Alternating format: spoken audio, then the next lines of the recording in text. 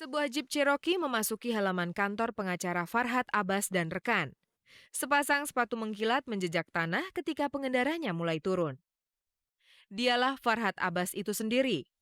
Dan sang pengacara muda ini pula lah yang beberapa waktu belakangan ini digosipkan mulai pacaran dengan Nia Daniati, penyanyi janda beranak satu. Kok jadi rame? Enggak ada hubungan apa-apa. Saya nganggap dia adik aja. Anggap dia adik aja karena eh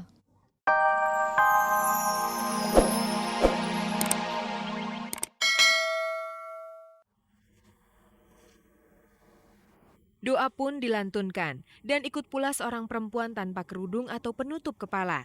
Dialah Ibunda Nafa Urbah yang beragama Kristen. Apapun baik kalau jiwa manusia juga berisi kebaikan. Tidak ada kita, tidak ada kami.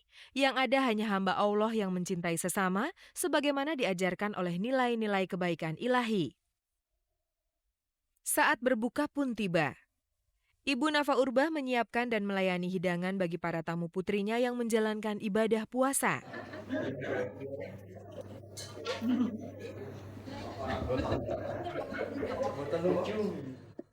Usai menyantap nasi dengan banyak lauk, Nafa Urbah ngobrol dengan kami. Dalam rangka sholat tarawih bareng, pengajian, terus buka puasa, terus membahas soal agama Islam itu Islam yang benar itu sebenarnya seperti apa sih gitu dalam pembahasan dan segala macam itu gitu. Karena kadang-kadang orang yang ada yang fanatik, ada yang nggak ngerti mendekatkan diri dengan Allah tuh yang semacam apa atau segala macam. Nah di sini nanti habis sholat tarawih kita ada pembahasan untuk itu gitu. Itulah santapan rohani yang disponsori Nafa Urbah di apartemennya selama bulan Ramadan ini. Tapi bagaimana di luar bulan Ramadan? Hari biasa atau segala macam sebenarnya biasa aja. Maksudnya ya tetap sholat itu kan wajib atau segala macam. Tapi kan orang nggak perlu tahu gitu. Karena memang tidak untuk diperlihatkan. Kalau saya sholat apa harus orang tahu? Enggak kan? Justru kalau bisa orang nggak melihat saya untuk kalau lagi sholat atau segala macam gitu. Itu namanya riyah gitu. Tapi kalau untuk berdakwah, untuk memberi contoh kepada orang lain bahwa itu adalah kewajiban seorang muslim dan muslimah, itu nggak apa-apa. Dalam keluarganya hanya Nafa Urbah yang beragama Islam. Tapi cinta tidak pernah membedakan. Karena cinta, harmoni selalu terjaga. Ibu saya yang masak semuanya. Ibu saya masak dari jam 6 sampai jam 12 siang, terus dipanasin lagi jam 2 bikin koktailnya bla bla bla bla, terus jam 4 dipanasin lagi dinaikin. Itu suatu hal yang sangat pahala untuk ibu saya karena ibu saya sangat menghormati agama saya gitu. Itu satu. Kedua, ibu saya selalu menyediakan makan sahur saya, buka puasa saya itu. Nafa Urbah yang dari keluarga Kristen, sejak SD ia masuk Islam. Karena dulu waktu saya TK, saya ikut sama nenek kakek saya di Potro Bangsan. Biasanya mereka suka ngadain pengajian hari Jumat, hari Kamis, Jumat Sabtu gitu, hari Kamis, Jumat gitu. Terus saya keikut aja gitu. Maka bersemilah keanekaragaman pada keluarga Nafa Urbah. Semuanya dengan iman masing-masing dan di atas segala-galanya adalah cinta serta saling menghormati. Itulah keindahan. Pemirsa, tentu saja Anda masih bersama Kabar-Kabari, spesialis penyaji kabar-kabar seputar dunia artis dan hiburan. Berikut ini tentang Nia Daniati yang digosipkan pacaran dengan pengacara muda. Sebuah Jeep Cherokee memasuki halaman kantor pengacara Farhad Abbas dan rekan. Sepasang sepatu mengkilat menjejak tanah ketika pengendaranya mulai turun. Dialah Farhad Abbas itu sendiri. Dan sang pengacara muda ini pula lah yang beberapa waktu belakangan ini digosipkan mulai pacaran dengan Nia Daniati, penyanyi janda beranak satu. kok jadi rame? Enggak ada hubungan apa-apa. Saya nganggap dia adik aja. Anggap dia adik aja karena eh dia dekat dengan ponakan saya dan dengan saya juga mereka dekat, itu udah kayak keluarga sendiri lah. Itulah bantahan Nia Daniati. Farhad Abbas, sang pengacara yang tinggal di Bandung ini, juga meluruskan kabar yang tidak benar itu. Iya, kita awal mulanya kan Nia Dana itu kan kontak saya untuk memberi bantuan hukum kasus perceraian dari keponakannya gitu ya.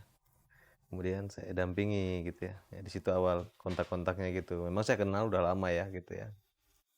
Nah, lagi pula selama ini kita kan jalannya juga rame-rame gitu ya. Saya kaget juga gitu ya, ada isu gini gitu ya. Kenalnya waktu ponakan saya itu masih kuliah, dia main ke rumah itu, tapi ya karena teman-temannya itu banyak, saya juga nggak tahu siapa-siapa aja. Terus suatu saat tahun lalu itu saya bikin acara buka puasa bersama di Hotel Horizon Bandung dengan anak-anak yatim. kebetulan salah satunya dia juga ada ikutan gitu di situ sebagai donatur, dan dia bilang sama saya bahwa saya itu teman ponakan saya gitu, temannya Rina gitu.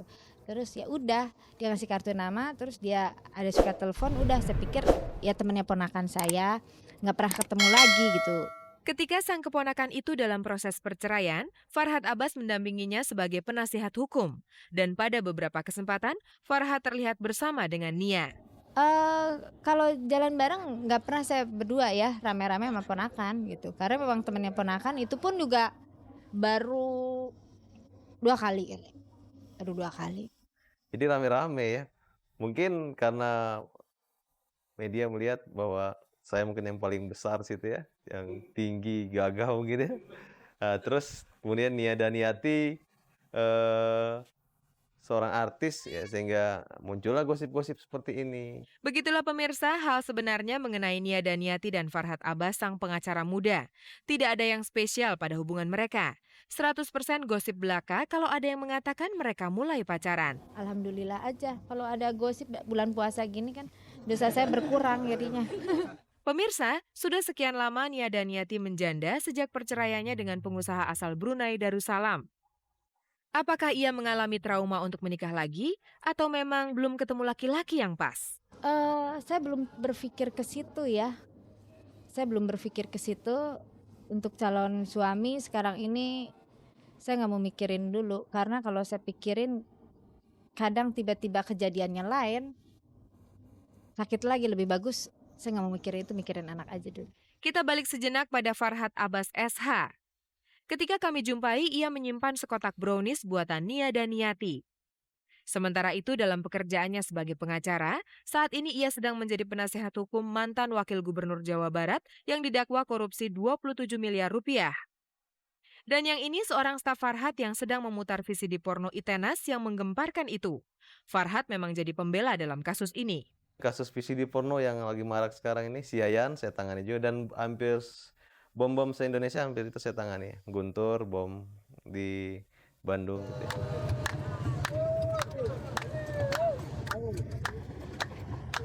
Pemirsa, masih tentang Nia Daniati dan Farhad Abbas, pekan lalu mereka melakukan sahur keliling bersama rombongan dengan membagikan makanan kepada orang-orang yang pantas dibantu.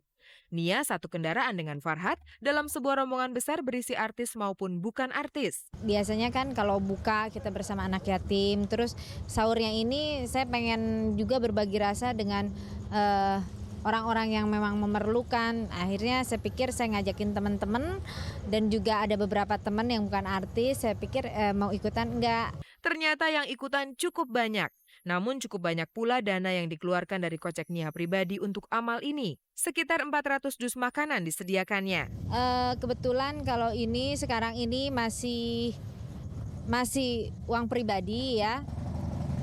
Mungkin untuk lain kali ada teman-teman yang mau ikutan partisipasi, senang sekali saya. Tapi janganlah menghitung untung rugi ketika kita beramal. Buat saya kebahagiaan tersendiri dan kepuasan tersendiri ya, bisa berbagi rasa begini. Anjasmara yang bermain sebagai Encep dalam sinetron Wah Cantiknya memperoleh kritik tapi juga pujian dalam aktingnya sebagai anak tunagrahita.